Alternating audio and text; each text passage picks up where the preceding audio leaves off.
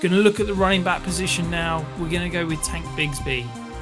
As the name suggests, he is a big guy, walk off the bus kind of specimen. 4-star recruit out of high school, 6 foot, 208 pounds. All SEC first team in his freshman year. Now, when a guy does that, you absolutely have to take notice.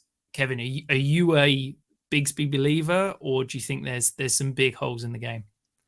No, he's weird because at the beginning of this process, I thought people were going to overvalue him, and I think he's getting undervalued right now a little bit in terms of everything that we're seeing from him. I think when we're looking at Tank, like my co-host Christian Williams is a big Tank guy. He actually took him at 105 in one of our recent mocks that we did. So like he loves Tank. Like Tank's one of those guys that's there.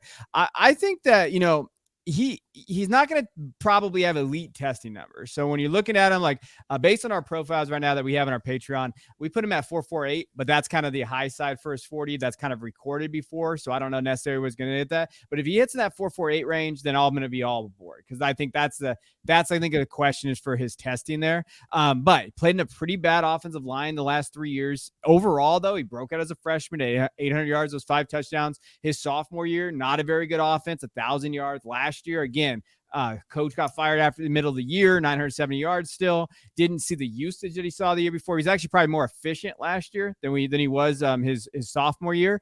And so I think that is really good. He drives defenders. He gets it back. I do think that when you're looking at him, his ability to kind of maintain composure, break tackles, I think is one good thing for him. Like he has good contact balance, force missed tackles with creativity as well. Like, so if you're looking for a guy that can create for himself in the red zone, he can make guys miss. He's going to be that guy that's going to score touchdowns. I think Bigsby can be that guy. I think his size is good.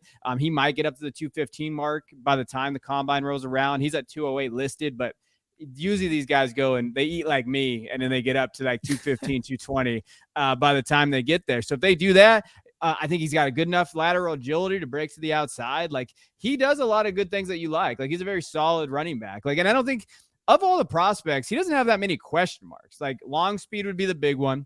Not the greatest pass catcher, but still has the ability to do it. So like from a PPR perspective, I get maybe hesitating a little bit on that. Pass blocking is something that's like it's important, but it's also overrated a little bit when we talk about like knocks against guys. But you'll see it here. Catches the screen, able to do that, gets in the second level, makes guys miss. Like those are the things that you really like about Bigsby. So like I think he's a very solid play right now. He's a pretty good value and going a second round of drafts, like because that running back class is so loaded. So if you can get him at those spots, like I'm all aboard. Like Bigsby is very just solid back. Like nothing really is going to be like, oh my God, pop off tape. But nothing also is going to be like, oh, I'm going to scare away from this guy. So it's kind of like Zay in that mindset of like what we mentioned on the Zay Flowers one of like just a very just solid guy, solid back that's going to probably be in the league for a while. Yeah, I really like him. I think there's a lot to like in terms of his vision. I think he's good. I think that contact balance is great. I think he's got a natural running style that I think will translate really well to the next level. I do have a concern about the receiving work, and I think that you look at the raw numbers. He had 28 targets in his sophomore year, 42 targets in his junior year. Like he was utilized in the passing game. But if you put on the tape, and he basically never ran a route other than a dump off or a screen pass. Yeah. Like he was never utilized as a receiving back other than let's try and get you the ball in a little bit of space. I mean, you look at his ADOT, it was minus 1.8 in his final year. Like that's basically telling you everything you need to know in that he wasn't ever asked to go and do anything as a receiver. And that's a concern. I think I'm really intrigued to see how he runs routes at the combine and if they, basically how good a route runner is he, because it's a massive question mark. I think for me, he's a safe kind of 1A back for the NFL, but I don't know if he's ever going to be a 3-down back. And for fantasy purposes, that's basically what would stop him being a first round pick to me, is that do I think he's ever going to get utilized in the receiving game? Because I don't think he's going to be a Derrick Henry level player that the receiving game doesn't matter. So I think that for him to be a first round pick in rookie drafts, I need to see something in terms of that route running and those hands, because he was basically never asked to catch. So I don't know what his hands are like, quite frankly. That's the problem with and that's what I was trying to get at with like his his coaching staff, because he didn't have guys that really used him in those ways. And it might have been the system, and it might have been him, right? That's a big unknown. Like we don't know that. Like we don't know what's going to happen. Like you just said, like the biggest thing is you get him in the drills and seeing him what he does in the drills and how that kind of looks at.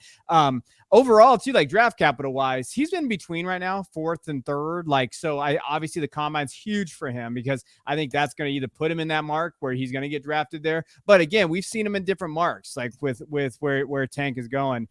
In terms of that, like some people have him mocked to like the Eagles later, like maybe not taking the 1st round. Imagine him kind of being in that system again, though. Hurts would hurt that as well.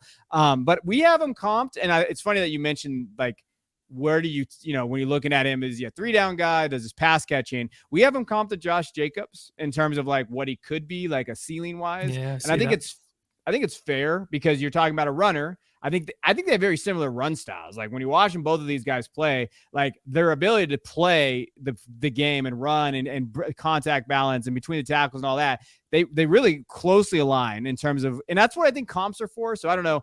I saw somebody post something recently about like comps are garbage, or comps.